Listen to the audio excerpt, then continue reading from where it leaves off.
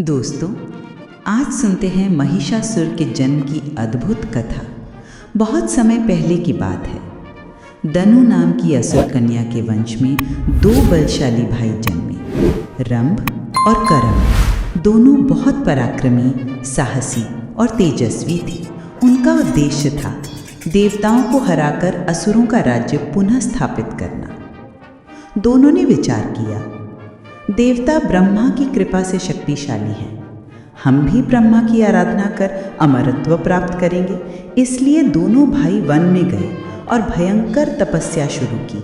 करम्भ ने जल में खड़े होकर तप किया। वह दिन रात जल में ही खड़ा रहता और ध्यान करता। रंभ ने भूमि पर खड़े होकर अग्नि के बीच तप किया। उसने चारों ओर अग्नि प्रज्वलित की और धूप में खड़ा होकर ध्यान किया। उनकी तपस्या से तीनों लोकों में भय फैल गया। देवता भी विचलित हो उठे।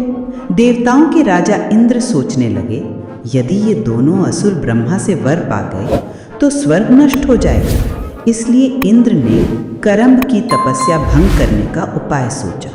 वह एक घड़ियाल का रूप लेकर उस झील में घुसा और अचानक करम्भ पर हमला कर दिया।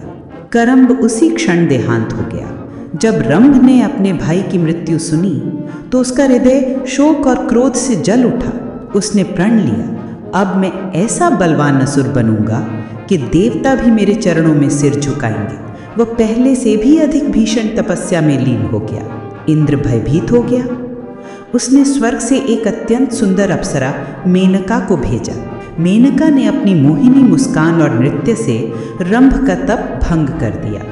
रंभ का मन अप्सरा पर मोहित हो गया और दोनों ने विवाह करने की इच्छा की। जब वे विवाह हेतु वन से गुजर रहे थे, शंभरी नाम की एक उग्र राक्षसी वहां आई। वह रंभ को देखकर बोली, तुम मेरे पति बनो। रंभ ने कहा, मैं तो पहले से मेनका को वर्ण कर चुका हूं। यह सुनकर शंभरी क्रोधित हो उठी और बोली, यदि तुम किसी और से मिलोगे तो अग्नि में भस्म हो जाओगे।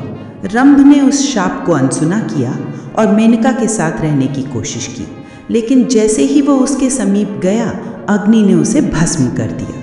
मेनका दुखी होकर रंभ की चिता पर बैठ गई और वहीं उसने एक पुत्र को जन्म दिया जो अग्नि से उत्पन्न था। वह पुत्र आगे चलकर बना महाबली महिषासुर, जिसे बाद में देवी दुर्गा ने पराजित किया। और हाँ दोस्तों, हमने श्रीमद् भगवत गीता को विस्तार रूप से सरल भाषा में समझाने की कोशिश की है। जरूर सुनें। उसका लिंक डिस्क्रिप्शन और कमेंट में उपलब्ध है।